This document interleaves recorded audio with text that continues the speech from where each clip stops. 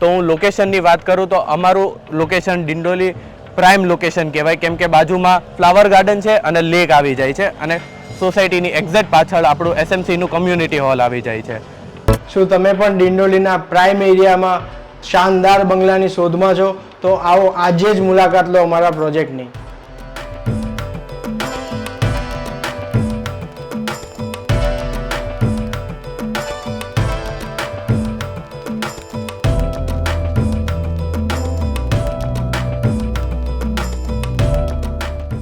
Hello દોસ્તો, સ્વાગત છે તમારું પ્રોપર્ટી માસ્ટરમાં. આજે આપણે આવી ગયા છીએ ડિંડોલીના પોર્શ એરિયામાં. ત્યાં આવેલો છે આધારશિલા બંગલોઝ નામનો લક્ઝુરિયસ પ્રોજેક્ટ, જે આજે આપણે અંદર જઈને એક્સપ્લોર કરશું. આ તેજભાઈ છે, એ આધારશિલા બંગલોઝ વિશે આપણને વધુ માહિતી આપશે. હેલો દોસ્તો, હું તમારું આધારશિલા બંગલોઝમાં સ્વાગત કરું છું. તો હું લોકેશનની વાત કરું તો અમારું લોકેશન ડિંડોલી પ્રાઇમ લોકેશન કહેવાય, કેમ કે બાજુમાં ફ્લાવર ગાર્ડન છે અને લેક આવી જાય છે અને સોસાયટીની એક્ઝેક્ટ પાછળ આપણું એસએમસીનું કમ્યુનિટી હોલ આવી જાય છે. આપણું પ્રોજેક્ટ ડિંડોલીના પ્રાઇમ લોકેશનમાં આવેલું છે અને એ જ પ્રાઇમ લોકેશનના બેઝ ઉપર અમે અમારું આખું પ્રોજેક્ટનું થીમ જે છે એ રોમન સ્ટાઇલથી બનાવેલું છે. It is the first time in Dindoli કે આવું થીમ આવે છે. ચાલો હવે હું પ્રોજેક્ટની વધારે માહિતી આપું, આપણે અંદર જઈને જોઈએ. અહીંયા આપણે આખો ગેટ આવશે જે રોમન થીમમાં ગેટ આવશે. અંદર એન્ટર થતા તે 25 ફૂટનો રોડ આવી જાય છે. 6 બંગલોઝ રોડ ફેસિંગ આવે છે, 3 આ બાજુ અને 3 રોડની ઓલી બાજુ આવશે. આ આપણો સોસાયટીનો સિંગલ જ રોડ છે જે 25 ફૂટનો રોડ આવશે. બે સાઈડ આપણે 13 વિલા આવશે, જેમાં 17 ફૂટનું પાર્કિંગ આવશે. એટલે બે બંગલો વચ્ચે આપણે 59 ફૂટની જગ્યા વધશે. ઓકે ઓકે, જેથી કે પ્રાઇવસી બી પૂરેપૂરી મેન્ટેન રહી છે. આપણી આખી પ્રાઇવસી રહેશે. સિંગલ એન્ટ્રી અને સિંગલ એક્ઝિટ જ છે આખી સોસાયટીમાં. આ આપણી સાઈડ અત્યારે અંડર કન્સ્ટ્રક્શન છે, તો આનો અમે છે ને વોક થ્રુ વિડીયો બનાવેલો છે, જેમાં આનું એલિવેશનથી લઈને બધી જ વસ્તુ બતાવવામાં આવે છે.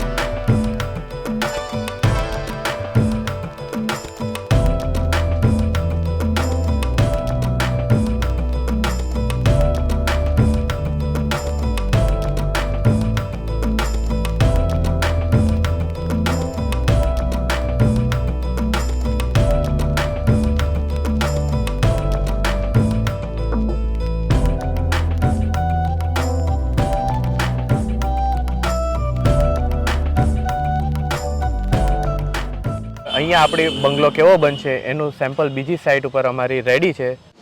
હવે અત્યારે આપણે આવી ગયા છીએ આપણી બીજી સાઈડ પર સિદ્ધશિલા પર. એનો વિડીયો આપણે આગળ પણ પ્રોપર્ટી માસ્ટરની ચેનલ પર મૂકેલો છે. તો અહીંયા જે રીતે આધારશિલામાં કઈ રીતનો બંગલો આવશે, જે જો અંડર કન્સ્ટ્રક્શન છે, તો અહીંથી આપણે બતાવશું કે કઈ રીતનું આયોજન છે. હવે વિપુલભાઈ, અહીંયા આપણું પાર્કિંગ એરિયા આવશે. ઓકે, ગ્રાઉન્ડ ફ્લોર પર પાર્કિંગ G+1 નો છે ને પ્રોજેક્ટ આપણો? પ્રોજેક્ટ આપણો G+1 નો છે.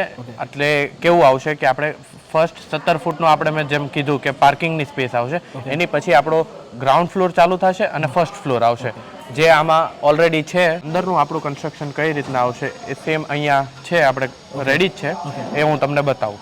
તો એટલા માટે દર્શક મિત્રો એમ કે આપણો જે આધારશિલા નામનો પ્રોજેક્ટ છે ને હજુ અંડર કન્સ્ટ્રક્શન છે, પણ બનીને કમ્પ્લીટ કેવું થશે અને કેવો લુક આવશે, જેમ કે મેં તમને વોક થ્રુ વિડીયોમાં તમે આગળ જોયું જ તે કે ભાઈ કઈ રીતનું એલિવેશન આવશે. હવે અંદરમાં કઈ રીતનું આવે છે એ તમને બતાવું છું.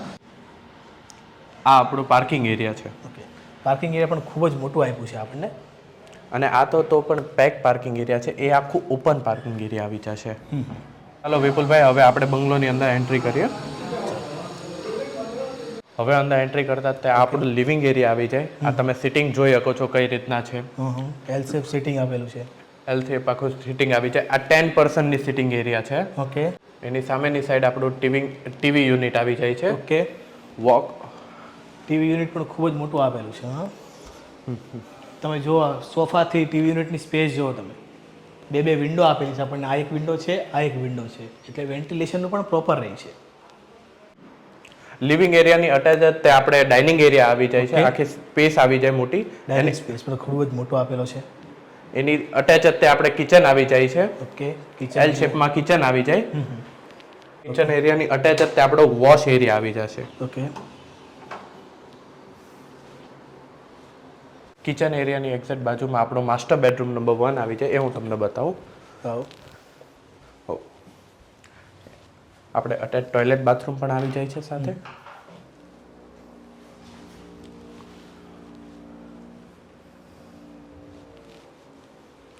આ આપણું કેબિનેટ આવી જાય છે.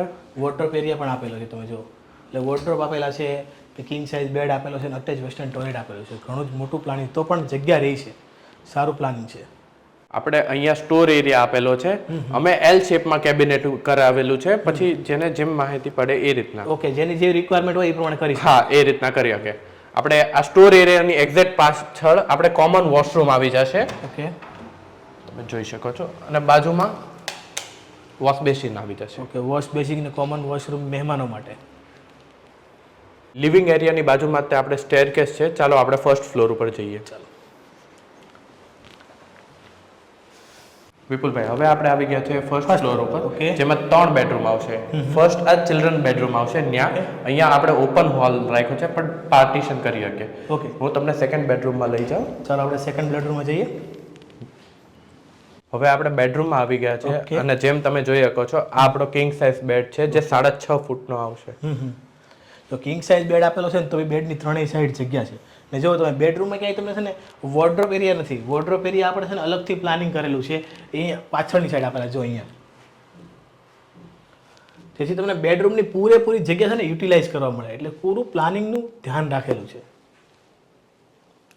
આગળ વોર્ડરોબ, વોકિંગ વોર્ડરોબથી અટેચ અત્યારે આપણે ટોયલેટ બાથરૂમ આપેલું છે, જે ખૂબ જ મોટું છે.